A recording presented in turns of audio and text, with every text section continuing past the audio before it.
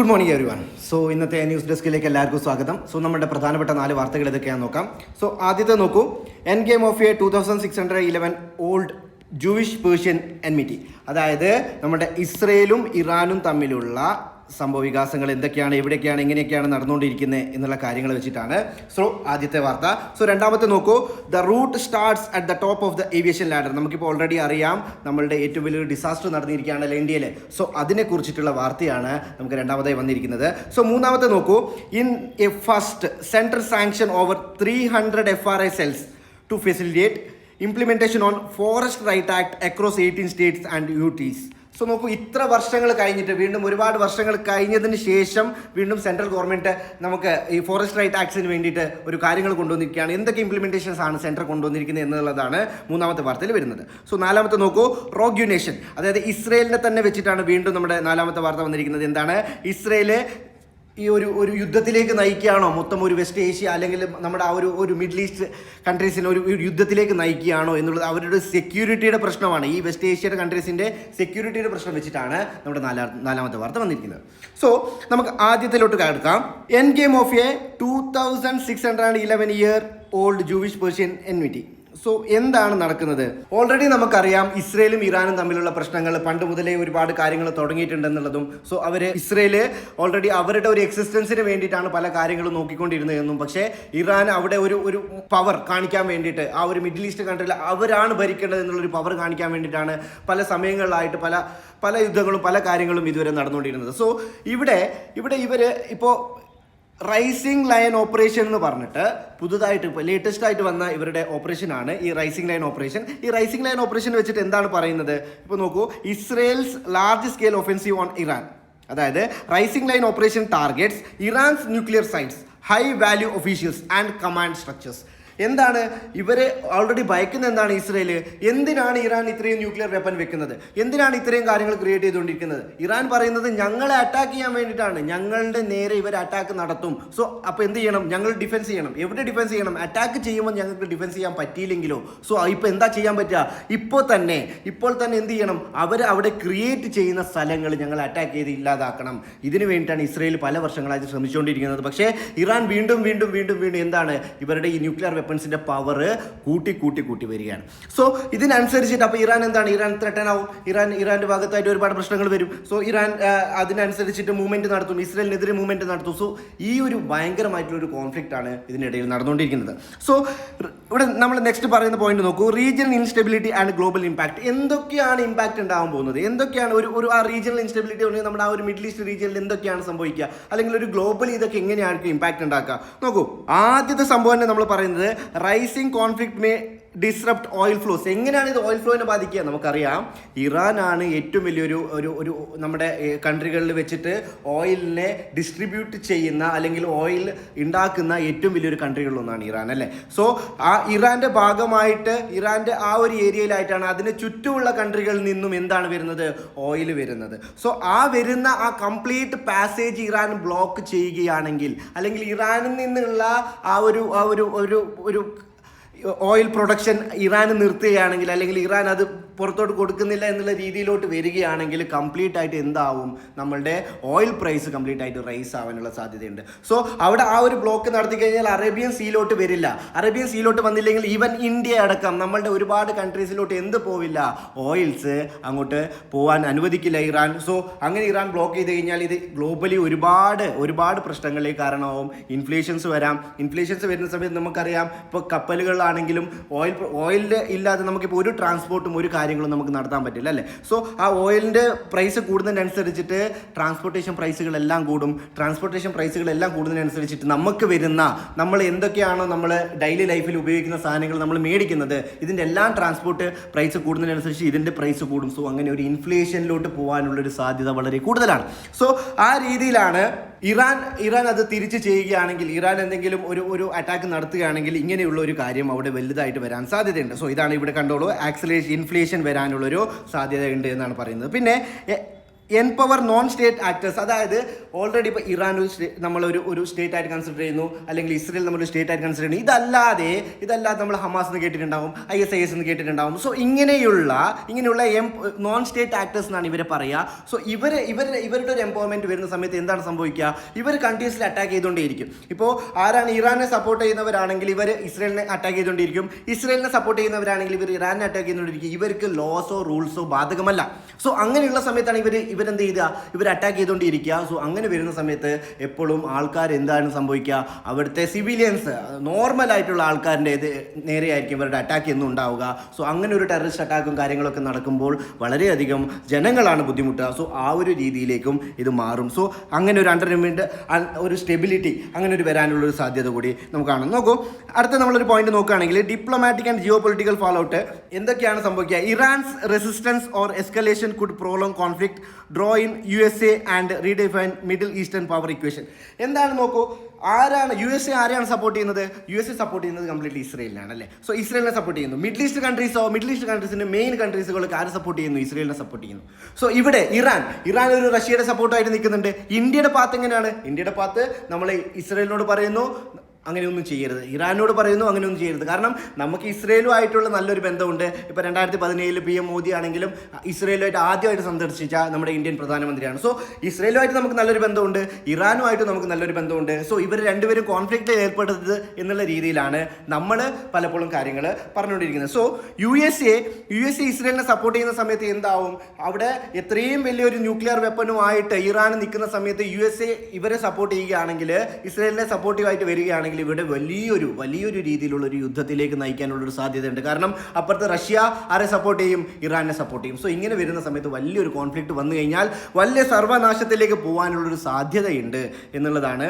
നോക്കൂ, അതിൻ്റെ കുറച്ചും കൂടി പ്രിലിംസ് പോയിന്റ് ഓഫ് വ്യൂവിൽ നമ്മൾ പറയുകയാണെങ്കിൽ, ഇപ്പോൾ ഈ റൈസിംഗ് ലൈൻ ഓപ്പറേഷനിൽ Israel jet strikes in Iran Natanz and nuclear sites, അവിടെ ഇവർ അറ്റാക്ക് ചെയ്തുകൊണ്ടിരിക്കുകയായിരുന്നു. അവിടെ എന്ത് ചെയ്തു? ഇവർ തിരിച്ച് അറ്റാക്ക് ചെയ്തു. സോ ഏകദേശം 200ഓളം എയർക്രാഫ്റ്റുകൾ ഇസ്രയേൽ അങ്ങോട്ട് അറ്റാക്ക് ചെയ്യുന്ന സമയത്ത് ഇറാൻ അതിന് 150 എണ്ണോളം ബ്ലോക്ക് ചെയ്യുകയായിരുന്നുണ്ടായിരുന്നു. സോ എങ്ങനെയാണ് ഇവർ, അതായത് അവരെ ഒരു ഡിഫൻസീവ് മെക്കാനിസത്തിൽ അവരത് ചെയ്ത് കാണിക്കുകയാണ് ചെയ്തത്.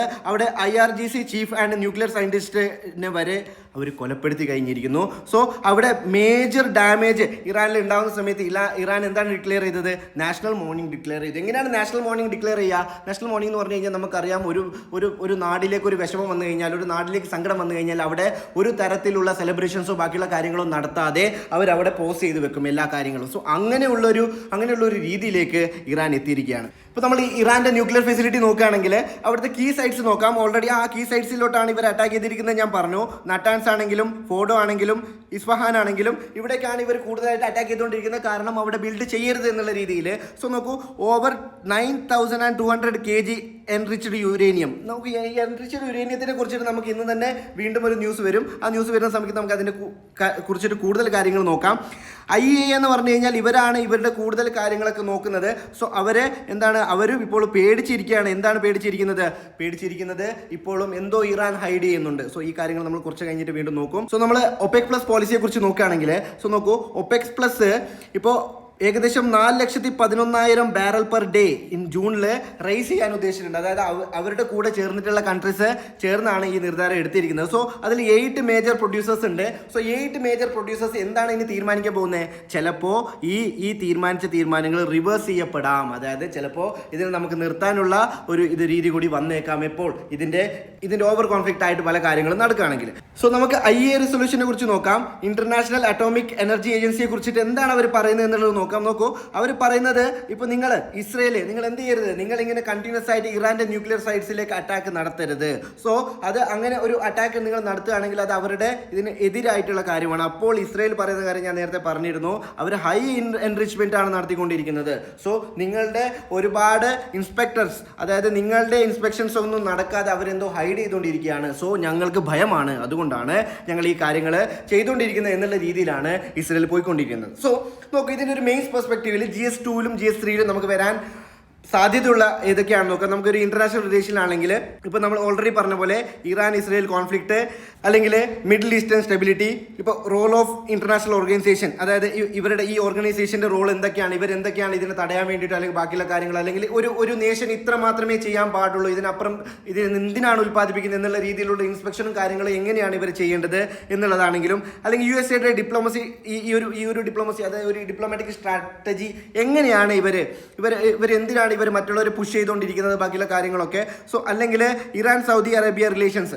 ഇറാനും സൗദി അറേബ്യ ഇപ്പോൾ നമ്മൾ ആരുടെ കൂടെയാണ് നമ്മൾ പറയുന്നത്, നമ്മൾ ഇസ്രായേലിൻ്റെ കൂടെയാണ് നിൽക്കുന്നത്. സോ ഒരു മിഡിൽ ഈസ്റ്റേൺ റീജിയനിൽ ഇറാനും സൗദി അറേബ്യയും തമ്മിലുള്ള ഒരു റിലേഷൻഷിപ്പിന് ബാധകമാവുമോ? സോ ഈ ഒരു രീതിയിലുള്ള ചോദ്യങ്ങൾ നമുക്ക് ഇന്റർനാഷണൽ റിലേഷനിൽ പ്രതീക്ഷിക്കാം. അതേപോലെ GS3 വരുന്നതെങ്കിൽ ഇപ്പോൾ സെക്യൂരിറ്റി ആൻഡ് എനർജിയുടെ കൺസെപ്റ്റിൽ നമുക്ക് വരികയാണെങ്കിൽ, ഇപ്പോൾ security implication for energy markets, terrorism by non state actors, vulnerability of strategic oil routes, അത് സ്ട്രേറ്റ് ഓഫ് ഹോമസ്. ഈ സ്ട്രേറ്റ് ഓഫ് ഹോമസ് ആണ് ഞാൻ നേരത്തെ പറഞ്ഞത്. നിങ്ങൾക്ക് ഓർമ്മയുണ്ടോയെന്ന് അറിയില്ല, ഞാൻ പറഞ്ഞിരുന്നു ഒരു സ്ട്രേറ്റ് ഉണ്ടാവും, ആ സ്ട്രേറ്റ് ഓഫ് ഹോമസിൽ ആയിട്ടായിരിക്കും ഇറാനിൽ നിന്ന് അറേബ്യൻ സീയിലേക്ക് നമ്മുടെ ഓയില് വരിക. സോ ഈ ഒരു സ്ട്രേറ്റിനെ ഇറാൻ ഇവിടെ വെച്ച് ബ്ലോക്ക് ചെയ്യുകയാണെങ്കിൽ ഒരു കപ്പലും ഇവിടെ നിന്ന്, അല്ലെങ്കിൽ നമുക്ക് ഒരു ഓയിൽ പ്രോഡക്ട്സും കാര്യങ്ങളൊന്നും ഇവിടെ നിന്ന് നമുക്ക് അറേബ്യൻ സീയിലേക്ക് എത്തിക്കാൻ പറ്റില്ല. സോ അവിടുത്തെ സ്ട്രാറ്റജി റൂട്ട്സിനെ ഇവർ കൺട്രോൾ ചെയ്യുകയാണെങ്കിൽ എന്തൊക്കെയാണ് സംഭവിക്കാൻ പോകുന്നത് എന്നുള്ളതൊന്നും, പിന്നെ proliferation of weapons of mass destruction, അതായത് ഇത്രയും കാര്യങ്ങൾ ചെയ്തിട്ടും ഇതിൻ്റെ ഉദ്ദേശം എന്താണ്, ഇതിൻ്റെ ഏത് രീതിയിലാണ് പോകുന്നത് എന്നുള്ള കാര്യങ്ങളെ വെച്ചിട്ടും നമുക്ക് GS3 നമുക്കൊരു ചോദ്യങ്ങൾ പ്രതീക്ഷിക്കാം. സോ രണ്ടാമത്തെ വാർത്തയിലേക്ക് നോക്കാം. The road starts at the top of the aviation ladder. അപ്പോൾ വളരെ ദുഃഖകരമായ ഒരു വാർത്തയാണ് നമ്മൾ ഈയിടെ കേട്ടത്. സോ ഒരുപാട് പേര് മരിക്കുകയും നമുക്ക് ഒരുപാട് വിഷമങ്ങൾ ഉണ്ടാക്കുകയും ചെയ്ത ഒരു വാർത്തയാണ്. So badly അൺലക്കാണ്. സോ എന്താണ് ഇവിടെ ശരിക്കും സംഭവിച്ചത്, ഏത് രീതിയിലാണ് ഈ ഒരു ഇൻസിഡൻറ്റ് നടക്കാൻ കാരണമായത് എന്നുള്ള രീതിയിലുള്ള ഒരു എഡിറ്റോറിയൽ പേജിൽ വന്നിരിക്കുന്ന ഒരു ആർട്ടിക്കിളാണിത്. സോ നമ്മൾ ഇതിൻ്റെ സമ്മറിയിലോട്ട് പോവുകയാണെങ്കിൽ, ഇപ്പോൾ നെഗ്ലക്റ്റഡ് അക്കൗണ്ടബിലിറ്റി ആൻഡ് ഓവർസൈറ്റ് ആരുടെ ഈ ഹയർ അതോറിറ്റീസ് ആയിട്ടുള്ള ഇപ്പോൾ DGCA ആണെങ്കിലും AI ആണെങ്കിലും ആൻഡ് ഇപ്പോൾ അതിൻ്റെ മിനിസ്ട്രി അഫയേഴ്സ് ആണെങ്കിലും, ഇവരെല്ലാവരും fail to enforce the safety and standards of putting lifes at the risk. അതായത് അവരാണ് അതിന് ശരിക്കുമുള്ള ഉത്തരവാദിത്തം എടുക്കേണ്ടത്. പക്ഷേ ഒരുപാട് ഇൻസിഡൻറ്റുകൾ നടന്നു, ഇന്ത്യയിൽ ഒരുപാട് ഇൻസിഡൻറ്റുകൾ സ്റ്റില്ലായിട്ട് നടന്നുകൊണ്ടേയിരിക്കുന്നു.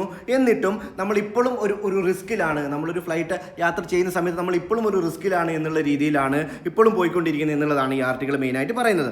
സോ അതായത് നമ്മൾ നോക്കും, ഇതൊരു ഏറ്റവും വലിയൊരു വയലേഷൻ എന്താണ് ഇവിടെ, വയലേഷൻ ഓഫ് ICAO നോംസ്. അതായത് ICAO നോംസിൻ്റെ വയലേഷൻ എന്താണ്, നമ്മൾ നെയിമിങ് ദ പൈലറ്റ്. അതായത് എപ്പോഴും പൈലറ്റിന് നമ്മൾ കുറ്റം പറയുന്നത്, പൈലറ്റിൻ്റെ പ്രശ്നമാവാം, പൈലറ്റ് എവിടെയാണ് നോക്കിയത്, പൈലറ്റിൻ്റെ കാര്യങ്ങൾ എന്താണ്. സോ ഈ രീതിയിൽ പറയാതെ അതിൻ്റെ ഒരു ഹയർ ഒഫീഷ്യൽ അല്ലെങ്കിൽ ഹയർ അതോറിറ്റിയുടെ ഭാഗത്തു നിന്ന് ഉണ്ടാവുന്ന കറക്റ്റായിട്ടുള്ള ഒരു കൺട്രോളിങ് ഫാക്ടർ ഇല്ലാതെയാണ് ഇങ്ങനെ പലതും സംഭവിക്കുന്നത് എന്നുള്ളതാണ് ഇതിൽ സംസാരിക്കുന്നത്. സോ ഇതിൻ്റെ ഒരു പോസിബിൾ കോസസ് എന്തൊക്കെയാണെന്നുള്ളത് നോക്കുകയാണെങ്കിൽ, ഇപ്പോൾ നോക്കൂ, ഒരു ബേർഡ് സ്ട്രൈക്ക് ആവാം, അല്ലെങ്കിൽ ഒരു ഫോറിൻ ഓബ്ജക്റ്റ് ഓപ്പറേഷൻസ്, ഇങ്ങനെ ഒരു ഫോറിൻ ഓബ്ജക്റ്റിൻ്റെ ഒരു സ്ട്രൈക്ക് ആണോ വന്നത്, അല്ലെങ്കിൽ ഒരു ബേർഡ് സ്ട്രൈക്ക് ആണോ വന്നത് എന്നുള്ള രീതിയിലുള്ള ഒരു അന്വേഷണമാണ് ഇപ്പോൾ കറന്റ്ലി നമുക്ക് നടന്നുകൊണ്ടിരിക്കുന്നത്. സോ നമുക്ക് ഇതിൻ്റെ പ്രിലിംസ് പോയിന്റ് ഓഫ് വ്യൂവിൽ നമ്മൾ നോക്കുകയാണെങ്കിൽ, ഇപ്പോൾ DGCA അല്ലെങ്കിൽ AAI അല്ലെങ്കിൽ ACOA സ്റ്റാൻഡേർഡ്സ്, സോ ഇതിൻ്റെ മൂന്നിൻ്റെ ഭാഗമായിട്ടായിരിക്കും നമ്മുടെ പ്രിലിംസ് പോയിന്റ് ഓഫ് വ്യൂ കൂടുതലും ഇതിനെക്കുറിച്ചിട്ട് ചോദിക്കാനുണ്ടാവുക. സോ നോക്കൂ, DGCA എന്താണ്, India civil aviation regulator under ministry of civil aviation. So ഇവരെന്താണ് ചെയ്യുന്നത്, ഇവർ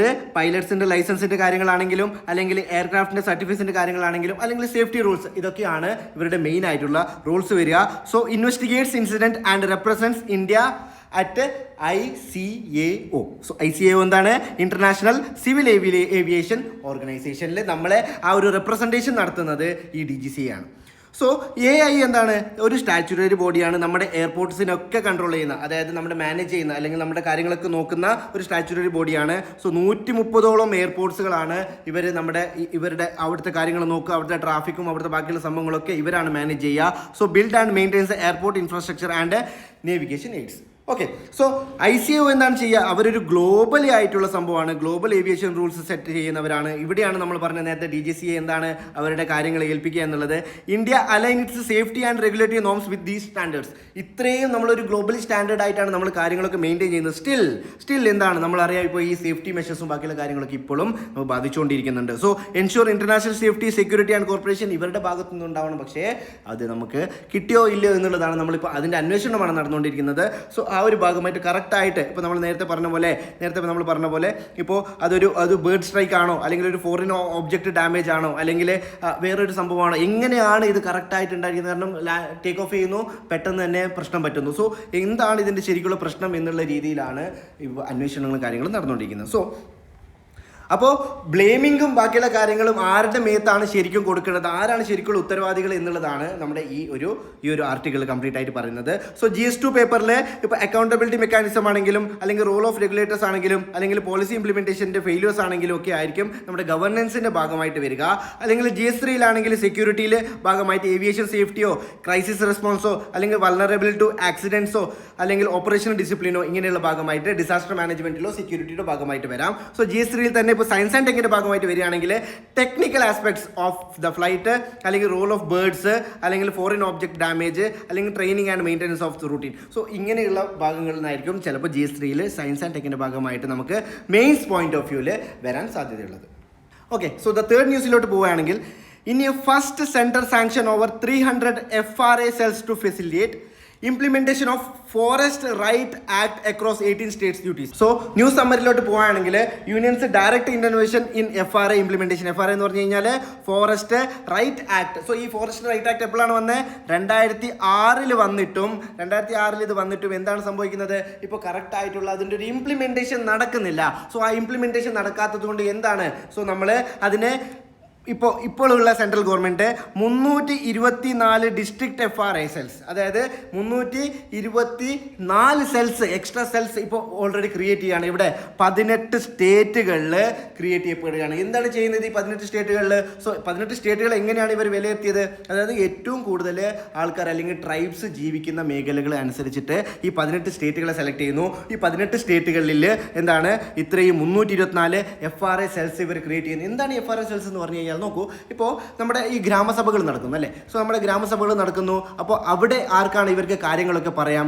കാര്യങ്ങളൊക്കെ ഇപ്പോൾ ട്രൈബ്സിനാണെങ്കിലും, അല്ലെങ്കിൽ നമ്മുടെ ഗ്രാമത്തിലാണെങ്കിലും ഗ്രാമസഭകളിൽ നമുക്ക് നമ്മുടെ പ്രശ്നങ്ങളൊക്കെ പറയാം. അത് മുകളിൽ എത്തിയിട്ട് നമ്മുടെ പ്രശ്നങ്ങൾ പരിഹരിക്കപ്പെടും എന്നുള്ള രീതിയിലാണ് നോർമലി ഉള്ളത്. സോ ഇവിടെ ട്രൈബ്സിൻ്റെ ശരിക്കുള്ള അവകാശങ്ങളുണ്ട്. അവർ കാടിലോട്ട് അവർക്ക് കാടിലോട്ട് എത്രയൊക്കെ യാത്ര ചെയ്യാം, കാടിന് എന്തൊക്കെ കാര്യങ്ങൾ അവർക്ക് ചെയ്യാം, കാടിനെ മെയിൻറ്റെയിൻ ചെയ്യാൻ വേണ്ടി അവരെന്തൊക്കെ ചെയ്യണം. സോ ഇങ്ങനെ ഒരു ഫോറസ്റ്റ് ആക്ടിൽ പറയുന്ന ഒരുപാട് കാര്യങ്ങൾ 2006 വന്നിട്ടുണ്ട്. പക്ഷേ സ്റ്റിൽ ഇത് ഒന്നും ട്രൈബ്സിൻ്റെ അവിടെ എന്താണ് മെയിൻറ്റെയിൻ ചെയ്യപ്പെടുന്നില്ല, അല്ലെങ്കിൽ അവരുടെ വയലേഷൻസ് നടക്കുന്നു. സോ അവർക്ക് പറയാനുള്ള പരാതികളാവട്ടെ, അവർക്ക് പറയാനുള്ള കാര്യങ്ങളാവട്ടെ എവിടെയും എത്തുന്നില്ല എന്നുള്ള രീതിയിൽ എത്തിയപ്പോഴാണ് എന്താണ് ഈ ഒരു കാര്യം നമ്മുടെ സെൻട്രൽ ഗവൺമെൻറ് കൊണ്ടുവന്നത്. സോ ഇതിൻ്റെ കൺസേൺസ് എന്താണെന്ന് നമുക്ക് നോക്കിക്കഴിഞ്ഞാൽ, എന്താണ് ഈ പാരലൽ മെക്കാനിസം? ഇപ്പോൾ കൺസേൺസ് പറയുന്നെങ്കിൽ, activist fear these new cells may undermine the role of gram sabhas and state bodies, although the government maintain their role is limited to assistant and disposal of pending claims. So ഈ pending ക്ലൈംസുകൾ അപ്പോൾ എന്താണ് ഇവർ ഭയക്കുന്നത്? എന്താണ് ഇപ്പോൾ ഈ ഗ്രാമസഭ അല്ലെങ്കിൽ ഈ ഒരു സ്റ്റേറ്റ് ബോഡീസ് എന്താണ് ഭയക്കുന്നത്? ഇപ്പോൾ നോക്കൂ, നോർമലി ലാൻഡ് ഉള്ളത് ആരുടെ കയ്യിലാണ്? സ്റ്റേറ്റ് ബോഡീസിൻ്റെ കയ്യിലാണ് ലാൻഡ് ഉള്ളത്. സോ ഈ ഗ്രാമസഭയാണെങ്കിൽ സ്റ്റേറ്റ് ബോഡീസ് ഭയക്കുന്നത് ഇവർക്ക് ഇപ്പോൾ ഉള്ള ഒരു കൺട്രോൾ പോകുമോ, അല്ലെങ്കിൽ ഈ ഒരു നമ്മളുടെ ഇങ്ങനെ പറയുന്ന പോലെ ഒരു FRA cells 324 FRA cells extra ഇങ്ങനെ വരുന്ന സമയത്ത് ഇവരുടെ ഒരു കൺട്രോൾ കംപ്ലീറ്റ്ലി നഷ്ടപ്പെടുമ്പോൾ ഈ FRA സെൽസ് ത്രൂ ആയിട്ട് തന്നെ ആയിരിക്കും ഡയറക്റ്റ് കാര്യങ്ങളൊക്കെ നടക്കുക എന്നുള്ളൊരു ഭയമാണ് ഈ പാരലൽ മെക്കാനിസം ഓൾറെഡി ഇപ്പോൾ എക്സിസ്റ്റിംഗ് ആയിട്ടുള്ളവരുടെ ഭാഗത്തു നിന്നുള്ളത്.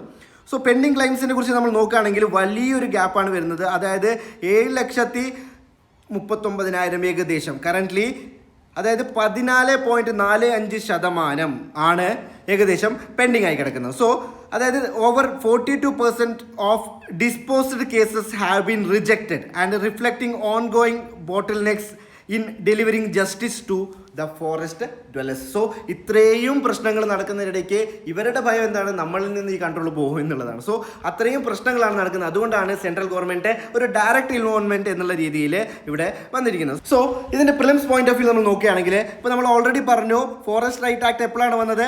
ഏകദേശം 2006 വന്ന ഫോറസ്റ്റ് ആക്ടിൻ്റെ. സോ അതിനെ കുറിച്ചിട്ട് എന്തൊക്കെയാണ് നമ്മുടെ ഒരു പ്രിലിംസ് പോയിന്റ് ഓഫ് വ്യൂ നമുക്ക് നോക്കാം. So recognises right of forest dwellers and tribes. നമ്മൾ ഓൾറെഡി ഈ കാര്യങ്ങൾ പറഞ്ഞിരുന്നു. അവരുടെ റൈറ്റ് റൈറ്റ്സും കാര്യങ്ങളും ഒക്കെ പറയുന്നത് എവിടെയാണ്? ഈ ഒരു forest ആക്ടിലാണ്.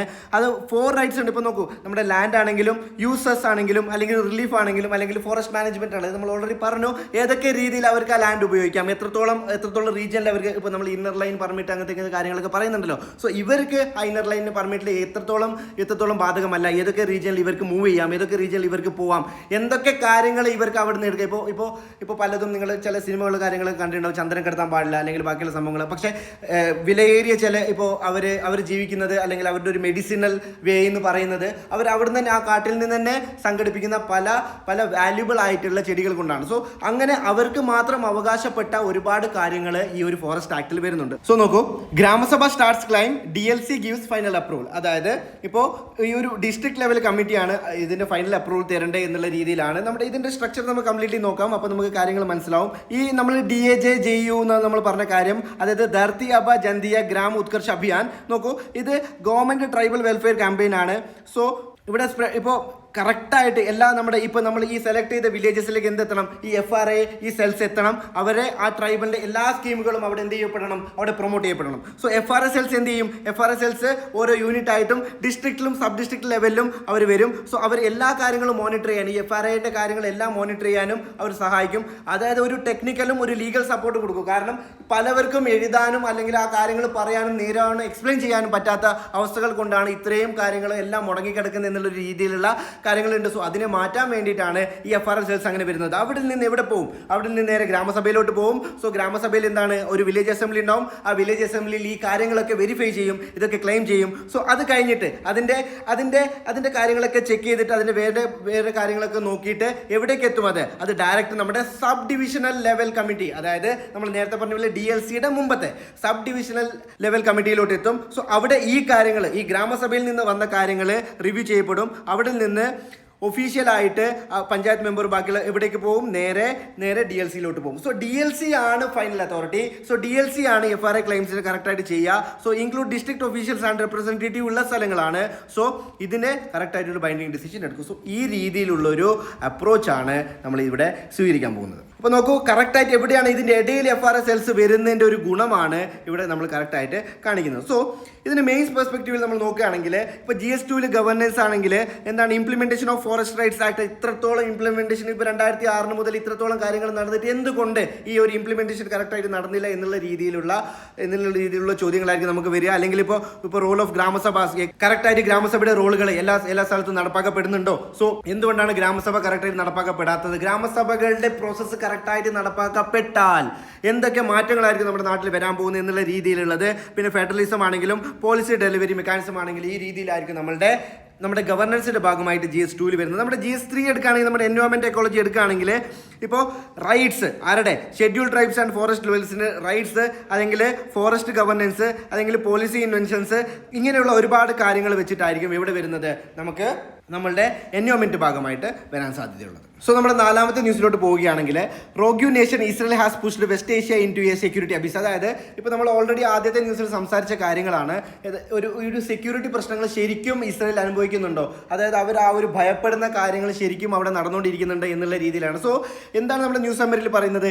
Israel attack ഇറാൻസ് nuclear facility. നമ്മൾ ഓൾറെഡി പറഞ്ഞു, അവരുടെ ആ ന്യൂക്ലിയർ ഫെസിലിറ്റി കംപ്ലീറ്റ് ആയിട്ട് ഇല്ലാണ്ടാക്കാൻ നോക്കുകയാണ് ഇസ്രയേൽ ചെയ്യുന്നത്. കാരണം അതായത് അങ്ങനെ ഉണ്ടാക്കി കഴിഞ്ഞാൽ മാത്രമേ അവർക്ക് അത് ഇങ്ങോട്ട് അറ്റാക്ക് വരാതിരിക്കാനുള്ള ഒരു പോം വഴിയാണല്ലോ അത്. സോ അല്ലെങ്കിൽ അവർ അറ്റാക്ക് ചെയ്യുന്ന സമയത്ത് നമുക്ക് എന്ത് ചെയ്യാം? ഡിഫെൻസ് ചെയ്യാൻ പറ്റില്ല എന്നുള്ളൊരു മൈൻഡ് സെറ്റ് ആർക്കുണ്ട്? ഇസ്രയേൽക്ക് ഓൾറെഡി ഉണ്ട്. സോ അവിടുത്തെ ഉള്ള ആ ഒരു നമ്മുടെ മെയിൻ ആയിട്ട് സൈറ്റ് നമ്മൾ നേരത്തെ പറഞ്ഞിരുന്നു നട്ടാൻസ്. സോ ആ നട്ടാൻസ് സൈറ്റിലേക്ക് ആവട്ടെ, അല്ലെങ്കിൽ അവരുടെ ബാലിസ്റ്റിക് മിസൈൽ, അതായത് നട്ടാൻസിലാണ് ഏറ്റവും കൂടുതൽ നമ്മൾ അവരുടെ ബാലിസ്റ്റിക് മിസൈലും ബാക്കിയുള്ള സംഭവങ്ങളൊക്കെ ഉണ്ടാക്കുന്നത്. സോ ഇത് നമ്മൾ ഈ ബാലിസ്റ്റിക് മിസൈലിനെ കുറിച്ച് പറയുകയാണെങ്കിൽ ഇവന്തോ UK വരെ എത്താം. അല്ലെങ്കിൽ ഇപ്പോൾ ഇങ്ങോട്ട് വരികയാണെങ്കിൽ ഈ ഭാഗത്ത് ഒരുപാട് അത്രയും ദൂരം സഞ്ചരിക്കാൻ സാധ്യതയുള്ള അല്ലെങ്കിൽ അങ്ങനെയുള്ള ബാലിസ്റ്റിക് മിസൈലാണ്. അതിൽ എത്ര എക്സ്പ്ലോസീവ് ആയിട്ടുള്ള സാധനങ്ങളും കൊണ്ടുപോകാൻ പറ്റുന്ന, അങ്ങനെ ക്രിയേറ്റ് ചെയ്യപ്പെടുന്ന ആ സ്ഥലങ്ങളെയാണ് ഇവർ ഇല്ലാണ്ടാക്കാൻ നോക്കുന്നത്. സോ അത് മാത്രമല്ലാതെ ഇപ്പോൾ നോക്കൂ, ഈ കറക്റ്റായിട്ട് നമ്മൾ പറയുകയാണെങ്കിൽ ഇപ്പോൾ അവിടുത്തെ ഒരു ന്യൂക്ലിയർ സയൻറ്റിസ്റ്റിൻ്റെ ഹോമുകളാണെങ്കിൽ ഇതൊക്കെ അവർ നശിപ്പിച്ചുകൊണ്ട് പോയിക്കൊണ്ടിരിക്കുന്നു. ഒരു ഡ്രമാറ്റിക് എസ്കലേഷൻ അവിടെ വന്നുകൊണ്ടിരിക്കുന്നു. കംപ്ലീറ്റ് ആയിട്ടുള്ള പ്രശ്നങ്ങൾ വന്നുകൊണ്ടിരിക്കുന്നു. ചുറ്റുള്ളവർ ഭയപ്പെട്ടുകൊണ്ടിരിക്കുന്നു. സോ ഇസ്രയേലിൻ്റെ ഭാഗത്ത് നിന്നുണ്ടാവുന്ന ആവട്ടെ, അല്ലെങ്കിൽ അതിൻ്റെ ചുറ്റുള്ള കൺട്രികളിൽ നിന്നുണ്ടാകുന്ന ആവട്ടെ, സോ അവരൊക്കെ ഇപ്പോൾ നമ്മൾ നേരത്തെ പറഞ്ഞ പ്രശ്നങ്ങളെ പോലെ ഇൻഫ്ലേഷനോ ബാക്കിയുള്ള കാര്യങ്ങളോ വരാൻ സാധ്യതയുണ്ടോ, അല്ലെങ്കിൽ കംപ്ലീറ്റ്ലി ഒരു വാറിലോട്ട് പോകാനുള്ള സാധ്യതകളുണ്ടോ, സോ ആ ഒരു ഫുൾ ഏഷ്യ ഇറാൻ്റെ കൺട്രോളിലായി മാറുമോ എന്നുള്ള ഒരു രീതിയിലോട്ടാണ് ഇവരുടെ എല്ലാ ഭയങ്ങളും കാര്യങ്ങളൊക്കെ പോയിക്കൊണ്ടിരിക്കുന്നത്. സോ ഇപ്പോൾ ഈ ഒരു diplomatic failure and rising tensions ഇപ്പോൾ നമ്മൾ പറഞ്ഞ കാര്യങ്ങൾ വെച്ചിട്ട് Trump's diplomatic push fell flat, Iran's enrichment 60% raised, proliferation worries and Iran's retaliatory strikes further raised the risk of a regional conflict. അതായത് നോക്കി, ഇറാൻസിൻ്റെ നമ്മൾ നേരത്തെ പറഞ്ഞ പോലെ ഒരു എൻറിച്ച്മെൻറ്റ് 60%ലേക്ക് കൂട്ടിയിരിക്കുകയാണ്. അതായത് നമ്മൾ നോർമലി ഈ 60% എന്ന് പറഞ്ഞു കഴിഞ്ഞാൽ നമുക്കൊരു എക്സ്പ്ലോസീവ് വേയിലോട്ട് എത്തിക്കഴിഞ്ഞു. ഓൾറെഡി ആ ഒരു എക്സ്പ്ലോസീവ് വേയിലോട്ട് ഈ കാര്യങ്ങൾ എത്തിക്കഴിഞ്ഞാൽ എന്തിനാണ് ഈ കാര്യങ്ങൾ ചെയ്തുകൊണ്ടിരിക്കുന്നത് എന്നുള്ള രീതിയിലോട്ടാണ് എപ്പോഴും ഇസ്രയേൽ ചോദിച്ചുകൊണ്ടിരിക്കുന്നത്. So regional spill over concerns, അതായത് Iran's response and Israel's continued aggression could spiral into a catastrophic conflict and threatening Gulf stability and affecting India's diaspora and energy security. നമ്മൾ ഓൾറെഡി പറഞ്ഞിരുന്നു, നമുക്ക് ഏറ്റവും ഇറാൻ്റെ ഭാഗത്തു നിന്നും നമുക്ക് ഒരുപാട് കാര്യങ്ങൾ, നമ്മളുടെ ഒരു സെക്യൂരിറ്റിയുടെ ഭാഗമായിട്ട് ഒരുപാട് കാര്യങ്ങൾ നമ്മൾ ഇറാൻ്റെ ഭാഗത്തു നിന്നും മേടിക്കുന്നുണ്ട്. സോ ഇറാനുമായിട്ട് നമുക്ക് നല്ലൊരു ബന്ധമുണ്ട്. അത് മാത്രമല്ലാതെ ഒരു ഗൾഫ് കൺട്രികളുടെ ഒരു സ്റ്റെബിലിറ്റി നിങ്ങൾക്ക് അറിയാം, അവരുടെ ഒരു ഓയിൽ എക്സ്പോർട്ടും ബാക്കിയുള്ള കാര്യങ്ങളൊക്കെ നിങ്ങൾക്ക് നന്നായിട്ട് അറിയാം. സോ അതിൻ്റെ ഒരു കംപ്ലീറ്റ് ഒരു സ്റ്റെബിലിറ്റി ഇല്ലാതാക്കാൻ പോവുകയാണോ എന്നുള്ള രീതിയിലുള്ള ഒരു ഡൗട്ടാണ്. നമുക്ക് ഇതിൻ്റെ പ്രിലിംസ് പോയിന്റ് ഓഫ് വ്യൂ കറക്റ്റായിട്ട് നോക്കുമ്പോൾ കാര്യങ്ങൾ മനസ്സിലാവും. ഇപ്പോൾ 4 കാര്യങ്ങൾ നമുക്ക് കാണാൻ പറ്റും. ഒന്ന്, ഇറാൻസ് ന്യൂക്ലിയർ എൻറിച്ച്മെന്റ് നമ്മൾ ഓൾറെഡി പറഞ്ഞു, 60% വരെ അവർ റൈസ് ചെയ്ത് വെച്ചിരിക്കുകയാണെന്നുള്ളൊരു കാര്യങ്ങൾ പറഞ്ഞു. സോ രണ്ടാമതാണ് നമ്മൾ നോക്കുകയാണെങ്കിൽ ഇറാൻസ് ഡ്രോൺ റിട്ടലിയേഷൻ്റെ കാര്യങ്ങൾ നമ്മൾ ഓൾറെഡി സംസാരിച്ചു. സോ മൂന്നാമതായിട്ട് നമ്മൾ പറയുകയാണെങ്കിൽ ഇറാൻസ് ബാലിസ്റ്റിക് മിസൈൽ ത്രെറ്റ്, അതായത് നമ്മൾ പറഞ്ഞിരുന്നു ഏകദേശം നമ്മുടെ യൂറോപ്യൻ കൺട്രീസ് വരെ എത്താം, അല്ലെങ്കിൽ ഇസ്രയേലിനെ അറ്റാക്ക് ചെയ്യുന്നവരെ എത്താം, അല്ലെങ്കിൽ അത്രത്തോളം അവർ ഒരു കേപ്പബിൾ ആയിട്ടുള്ള ഒരു രീതിയിലാണ് അവർ ബാലിസ്റ്റിക് മിസൈൽസ് ഉണ്ടാക്കുന്നത് എന്നുള്ള രീതിയിലോട്ട് നമ്മൾ പറഞ്ഞു. പിന്നെ ഇതിൻ്റെ മെയിനായിട്ട് നമ്മൾ വേറൊരു കാര്യം കൂടി പറഞ്ഞിരുന്നു, IAEAൻ്റെ റോള്. അതായത് ഇതിനൊരു ഓവർസൈറ്റ് നടത്തുന്ന ഒരു ഓർഗനൈസേഷനാണ് ഇവർ. സോ ഇവരെന്താണ് ചെയ്യുന്നത്, ഇവരിപ്പോൾ കറക്റ്റായിട്ട് ഇതിനെ മോണിറ്റർ ചെയ്യുന്നില്ല, അല്ലെങ്കിൽ കറക്റ്റായിട്ട് മോണിറ്റർ ചെയ്യാനും ഉണ്ടെങ്കിലും പല കാര്യങ്ങളും ഹൈഡ് ചെയ്ത് വെക്കുന്നു. ഇറാൻ പല കാര്യങ്ങളും ഹൈഡ് ചെയ്ത് വെക്കുന്നു എന്നുള്ളൊരു ആക്ഷേപം ഇസ്രയേൽ ഇറക്കിക്കൊണ്ടിരിക്കുന്നു. സോ അതിനനുസരിച്ചിട്ട് ഇവരൊരു റെസൊല്യൂഷന്, അതായത് നിങ്ങൾ വയലേഷൻ ചെയ്തിട്ടുണ്ട് എന്നുള്ളൊരു റെസൊല്യൂഷന് ഇറാനെതിരെ പാസ് ചെയ്തിട്ടുണ്ട്. സോ ഇതിൻ്റെ ഒരു രീതിയിലായിരിക്കും നമുക്ക് പ്രിലിംസ് പോയിന്റ് ഓഫ് വ്യൂവിലെ ചോദ്യങ്ങൾ വരിക. So mains point of view നമുക്ക് നോക്കുകയാണെങ്കിൽ ഇപ്പോൾ GS2 ഇന്റർനാഷണൽ റിലേഷനിൽ വരുന്നത് ഇറാൻസ് ന്യൂക്ലിയർ പ്രോഗ്രാം, അതായത് നമ്മളിപ്പോൾ ഓൾറെഡി പറയുന്ന കാര്യങ്ങൾ, അല്ലെങ്കിൽ ഇസ്രയേൽസ് അഗ്രഷൻ, എന്തുകൊണ്ട് ഇസ്രയേലിൻ്റെ അഗ്രഷനും ബാക്കിയുള്ള കാര്യങ്ങൾ ഇപ്പോൾ നമ്മൾ കുറച്ച് കാര്യങ്ങൾ പറഞ്ഞു. ഇതിനൊരു ഡീറ്റെയിൽ ആയിട്ട് നമ്മൾ പോവുകയാണെങ്കിൽ പണ്ട് മുതലേയുള്ള കാര്യങ്ങൾ പലതായിട്ട് പറഞ്ഞുകൊണ്ട് വരേണ്ടി വരും. എവിടുന്ന് തുടങ്ങി, എവിടുന്നാണ് ഇതിൻ്റെ സ്റ്റാർട്ട് ചെയ്തത്, എവിടുന്നാണ് ഒരാൾ ഡോമിനേഷൻ ചെയ്യാൻ തുടങ്ങിയത്, അതിനുശേഷം മറ്റൊരാൾ പ്രൊട്ടക്ട് ചെയ്യാൻ തുടങ്ങിയത് എവിടുന്നാണ്, അതിനുശേഷം അതിൻ്റെ ഇടയിലുള്ള നമ്മൾ നേരത്തെ പറഞ്ഞിരിക്കുന്ന ആ ഒരു സ്റ്റേറ്റിൻ്റെ ഭാഗമായിട്ടുള്ള പല ആൾക്കാരും എന്തിനാണ് അവർ തമ്മിൽ ഫൈറ്റ് ചെയ്യുന്നത്, സോ മറ്റുള്ള കൺട്രികൾ എന്തിനാണ് ഇവരെ സപ്പോർട്ട് ചെയ്യുന്നത്. സോ ഇങ്ങനെയുള്ള ഒരുപാട് ഇന്റർനാഷണൽ റിലേഷൻ ആയിട്ടുള്ള ഒരുപാട് കാര്യങ്ങളുണ്ട്. സോ അതെങ്ങനെയാണ് ഇസ്രയേലിൻ്റെ അഗ്രഷനിലോട്ട് എത്തിക്കുന്നത്. ഇപ്പോൾ ഡിപ്ലോമാറ്റിക് ആയിട്ടുള്ള ഫെയിലിയേഴ്സ് ആണെങ്കിലും, അല്ലെങ്കിൽ ഗ്രോയിങ് വെസ്റ്റ് ഏഷ്യ കോൺഫ്ലിക്റ്റ്, അതായത് ഓൾറെഡി വെസ്റ്റ് ഏഷ്യ പല കാര്യങ്ങളിലും ഇങ്ങനെ ഗ്രോ ചെയ്തുകൊണ്ടിരിക്കുമ്പോഴേക്കും ഇതിൽ നിന്ന് വരുന്ന പ്രശ്നങ്ങൾ എങ്ങനെയാണ് ഇവരെ ബാധിക്കുക എന്നുള്ളതാണെങ്കിലും, അല്ലെങ്കിൽ ഇപ്പോൾ കറക്റ്റായിട്ട് IAEAയുടെ റോൾ എന്താണ്, അവർ ആ റോൾ കറക്റ്റായിട്ട് ഫോളോ ചെയ്യുന്നുണ്ടോ, ഇറാൻ അവരെ പറ്റിക്കുകയാണോ എന്നുള്ള രീതിയിൽ ഇസ്രയേൽ പറയുന്ന രീതിയിലാണോ നടക്കുന്നത്, ഇങ്ങനെ ഒരുപാട് കാര്യങ്ങൾ സോ നമ്മുടെ ഇന്റർനാഷണൽ റിലേഷനിൽ നമുക്ക് GS2 നിന്ന് പ്രതീക്ഷിക്കാം. സോ GS3 വരികയാണെങ്കിൽ സെക്യൂരിറ്റിയുടെ ഭാഗമായിട്ട് സെക്യൂരിറ്റി ഇംപ്ലിമെൻറ്റേഷൻ, ഇപ്പോൾ ഗൾഫ് റീജിയനിൽ നമ്മൾ ഓൾറെഡി പറഞ്ഞു, ഇപ്പോൾ ഇന്ത്യസ് ഡയസ്പോറ ആണെങ്കിൽ, അല്ലെങ്കിൽ ഗൾഫ് ആ റീജിയനിലുള്ള പ്രശ്നങ്ങളും കാര്യങ്ങളൊക്കെ നമ്മൾ പറഞ്ഞു, അവർ അനുഭവിക്കുന്ന ആ ഒരു ടെൻഷനും പ്രഷറും കാര്യങ്ങളൊക്കെ. അല്ലാതെ എനർജി ആൻഡ് എക്കണോമിക് സ്റ്റെബിലിറ്റിയുടെ പ്രശ്നങ്ങൾ, ഇപ്പോൾ ഇറാനിൽ നിന്ന് വരുന്ന എനർജിയോ അല്ലെങ്കിൽ എക്കണോമിക്കിൻ്റെ ബാക്കിയുള്ള കാര്യങ്ങളാണെങ്കിലും, ഇങ്ങനെയുള്ള എക്കണോമിക് സ്റ്റെബിലിറ്റി നമ്മൾ പറഞ്ഞ ഇൻഫ്ലേഷനും ബാക്കിയുള്ള സംഭവങ്ങളൊക്കെ സംഭവിക്കാനുള്ള സാധ്യതകളും, അല്ലെങ്കിൽ proliferation of weapons of mass destruction. So ഇങ്ങനെയുള്ള കാര്യങ്ങളിൽ നിന്നായിരിക്കും നമുക്ക് സെക്യൂരിറ്റിയുടെ ഭാഗമായിട്ട് ചോദ്യങ്ങൾ വരുന്നത്. സോ നമുക്ക് എന്തായാലും ഇനി നമ്മളുടെ അടുത്ത നെക്സ്റ്റ് സെഷനിൽ നമുക്ക് വീണ്ടും കാണാം. സോ അതുവരെ ബൈ ഫ്രം ദക്ഷിണ.